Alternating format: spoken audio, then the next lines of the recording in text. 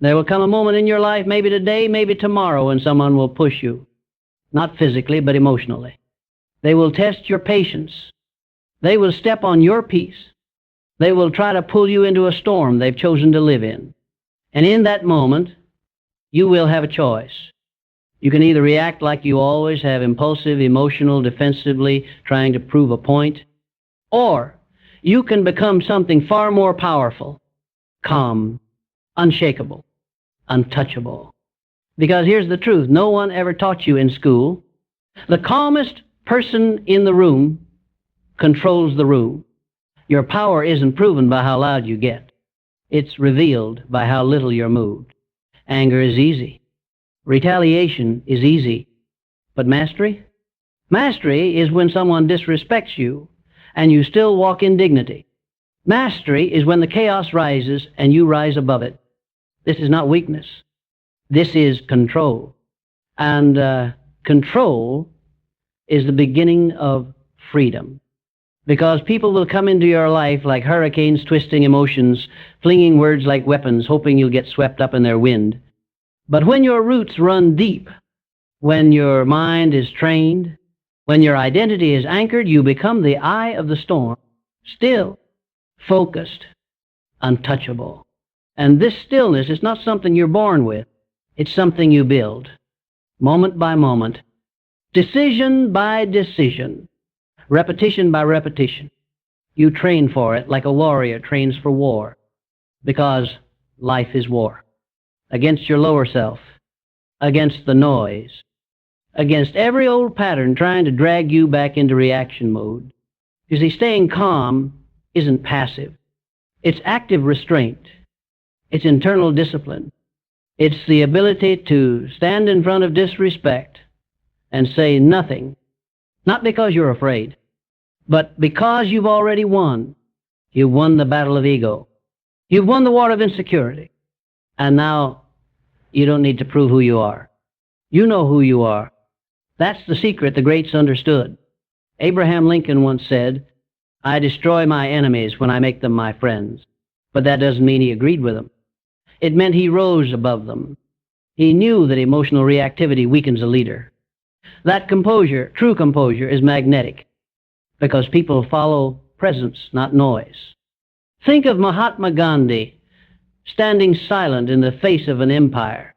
Think of Nelson Mandela walking out of 27 years in a cell with a mind sharper than steel and a heart that refused to hate. These weren't superhumans. They were men who mastered the pause. And in that pause, they found power. They found strategy. They found clarity, because that's what calm gives you. Options. When you're calm, you see things others miss. You see the insecurity behind their insults. You see the fear behind their aggression. You see the game, and you stop playing it. Understand this. People who try to pull you into arguments are starving for attention. Don't feed their hunger with your energy. Don't become the entertainment they're looking for. Let their chaos collapse without an audience. Walk away, not because you're weak, but because you're finally strong enough to choose peace over performance. And that strength begins in your mind. The mind is a battlefield. And if you don't control your thoughts will control you. Every emotion has a trigger. And most people live like loaded guns, ready to fire at the slightest word. But the trained mind, the unbreakable mind, stays cool under pressure, not because it's numb, but because it's aware. Self-awareness is your greatest weapon. It's what allows you to hear the insult and still not take it personally. It's what allows you to see the drama and still choose peace. It's what allows you to feel the emotion without letting it drive the decision. Because feeling is not the problem. Reacting blindly is the problem. You can feel rage boiling in your chest. You can feel your pulse spike, your fists clench, your breath tighten, but that's the moment of choice. Do you let the lower self take over? Or do you call on the higher self?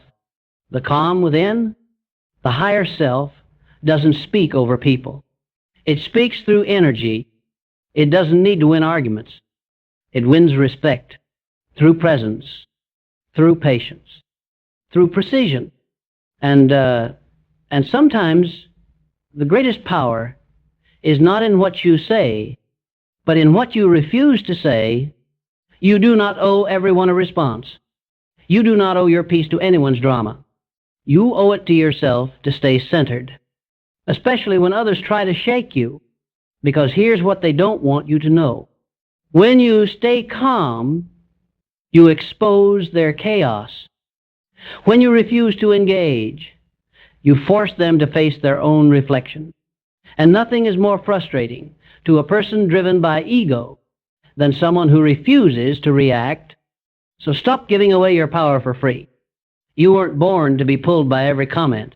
You weren't built to bend every time someone disapproves. You are not a puppet. You are the painter of your piece. Paint with silence. Paint with breath. Paint with stillness so profound that it makes the noise look ridiculous. Because silence doesn't mean surrender. It means strategy. There's a reason the lion doesn't flinch at barking dogs. There's a reason mountains don't argue with storms. They know what they are. And when you know who you are, everything changes. You stop explaining. You stop overreacting. You stop proving. And in that silence, you rise. You rise above their triggers. You rise above their tactics. You rise into your own power, calm, collected, and absolutely unstoppable. You want to know what real control looks like? It's not in how fast you speak. It's in how slow you choose to respond. It's not in overpowering someone with words. It's in overpowering the urge to speak when silence says more. When your mind is anchored in peace, your decisions are no longer reactions, they become revelations. You no longer guess, you know. You no longer attack, you lead. You no longer flinch, you stand. Because clarity lives in still water, not in the storm. You can't see your reflection in waves, but in calm, you see everything. So the next time someone throws shade at you, remember it only works if you step out of your light. Stay in your light. You weren't sent here to argue with people still fighting battles inside themselves.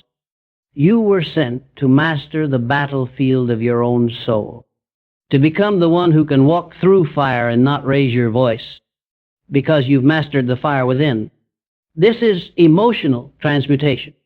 This is what Napoleon Hill wrote about when he said, "Every adversity carries with it the seed of an equal or greater benefit." He wasn't talking about luck. He was talking about power. The power to take any insult, any delay, any attack, and transmute it into fuel, into focus, into unshakable direction. Because your calm isn't just emotional self-care. It's spiritual self-dominion. You don't need to shout. You don't need to storm out. You don't need to throw punches or burn bridges. All you need to do is not move. Let the storm pass. Let the words fall. Let the chaos swirl. You stay. You stay where the light lives. You stay where purpose breathes. You stay where greatness is forged. The world will try to provoke you into proving yourself. Let it. Because the moment you realize you have nothing to prove, you become the most powerful person in the room. Think about that. Every great leader, every unshakable mind had moments where they were mocked, ridiculed, underestimated, but they didn't react. They responded with action, with precision, with vision that wasn't distracted by noise. Thomas Edison was called a fool by his teachers. They said he was too slow. He didn't argue. He just built the light bulb that would make their words irrelevant.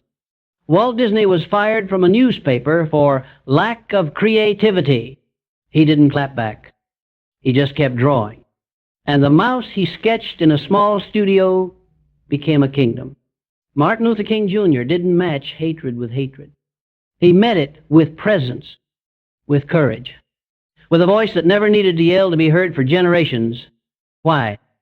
Because they all understood. The storm is not your enemy. Losing yourself in it is. You think you're being tested by people, but you're really being tested by your own discipline. Every angry driver, every loud coworker, every hater in your comments, they're not obstacles. They're training partners. They're here to help you grow your focus, your emotional muscles, your restraint. They are iron sharpening iron.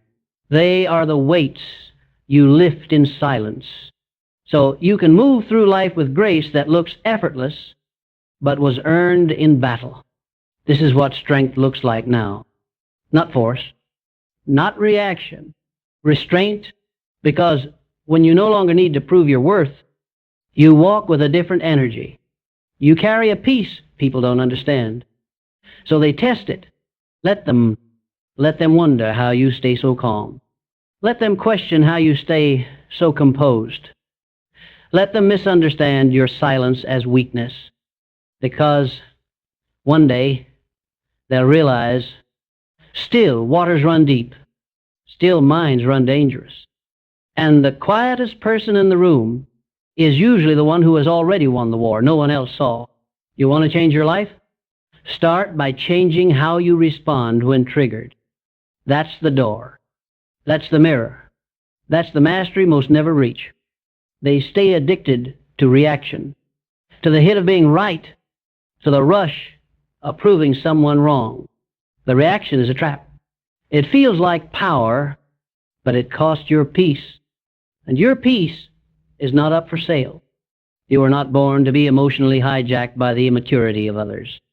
You were born to lead, to walk into tension with truth in your spine, to breathe through the fire and say, I am not moved. That is leadership.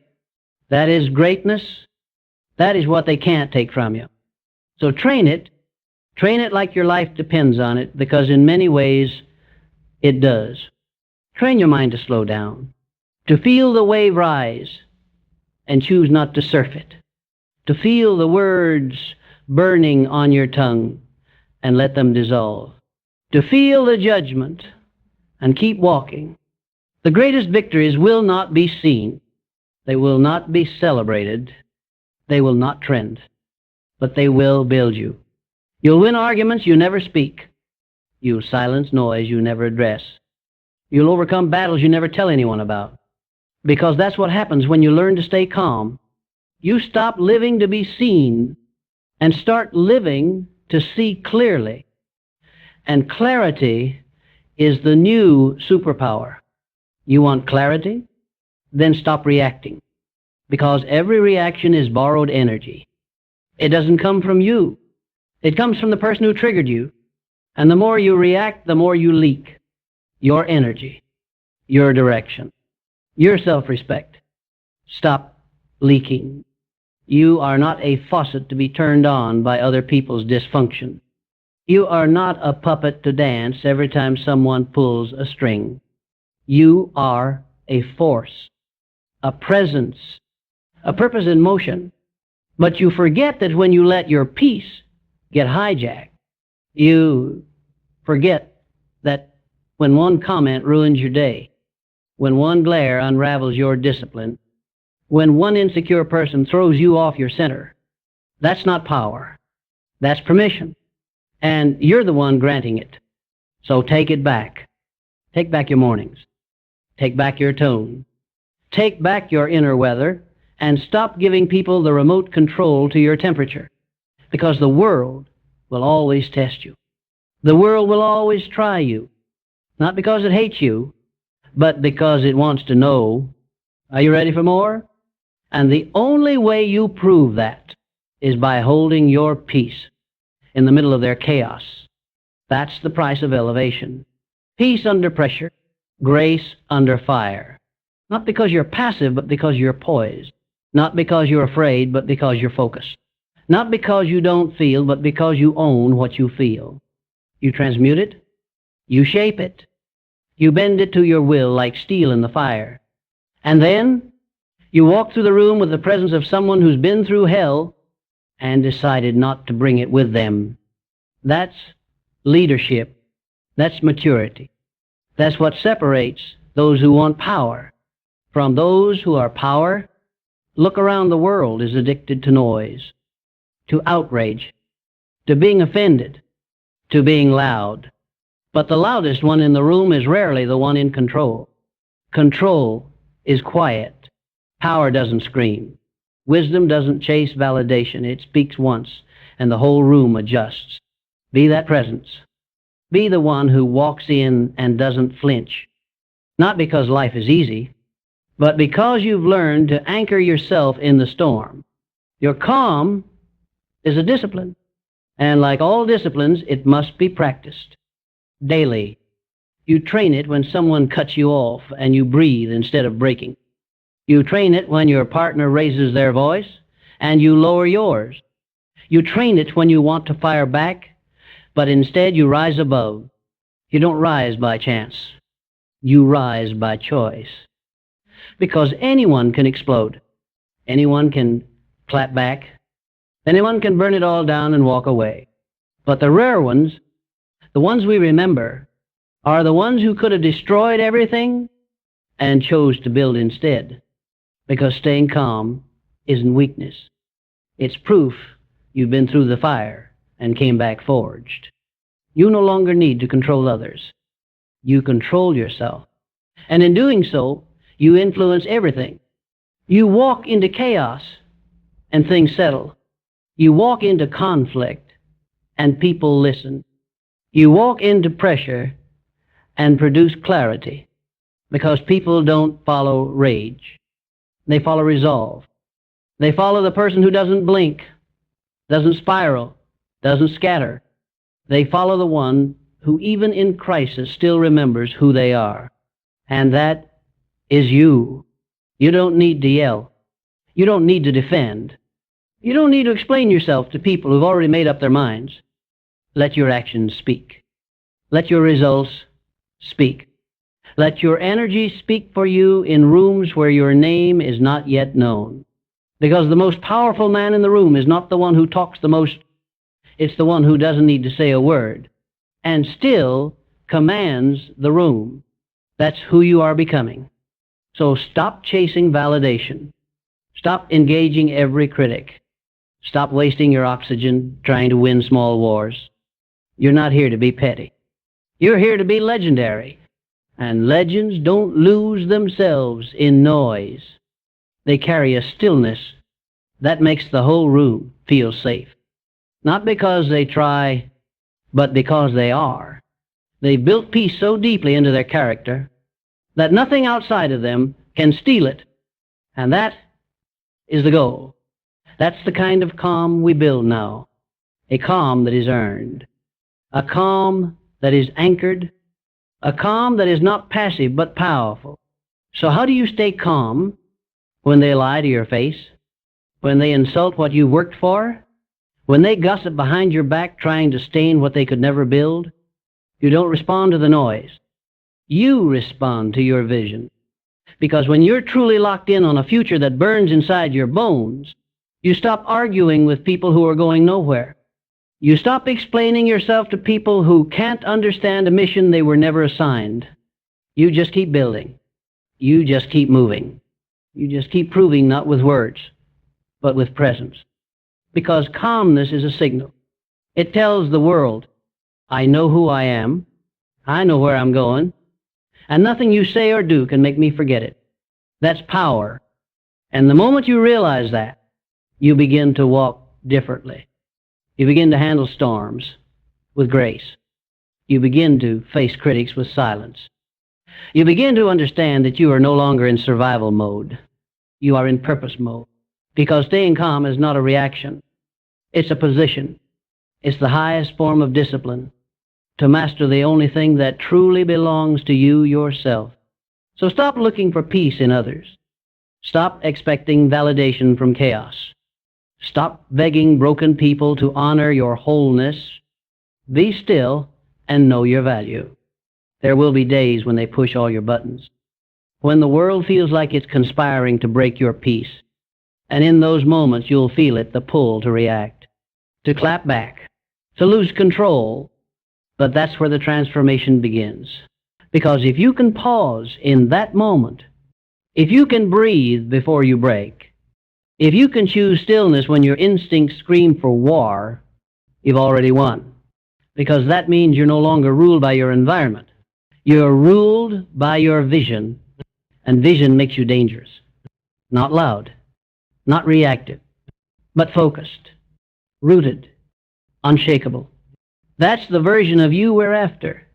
The one who walks into meetings and speaks with intention. The one who hears criticism and extracts wisdom without taking offense. The one who leads with clarity because they've learned to quiet the noise within. You don't become that overnight. You become that every day you choose restraint over reaction, purpose over ego, stillness over storms. That is how peace becomes your power. And the more you operate from that stillness, the more the world adjusts around you. Not because you force it, but because you embody it. And when people try to test you again, and they won't meet the old you. They won't find the version that used to crack or shout or spiral. They'll meet a new presence. One that can't be rattled. One that doesn't shrink or explode, but stands tall, says little, and moves mountains. You don't need to prove anything to anyone. Your peace will do the talking. Your results will do the shouting. Your silence will echo louder than their noise ever could. That is the ultimate level where you are untouchable. Not because the world has changed, but because you have. So learn to stay calm, not for them, but for you. Because the moment you master your emotions, you unlock the version of you that nothing can stop. And once you reach that level, you don't just walk through storms, you become the storm. And you don't need to roar. You just arrive, unmoved, unbothered, unbreakable. This is your time. Walk forward. Steady. Sure. Silent and strong. Because the world doesn't need more noise. It needs the quiet, focused presence of someone who knows where they're going and refuses to be shaken. Thank you.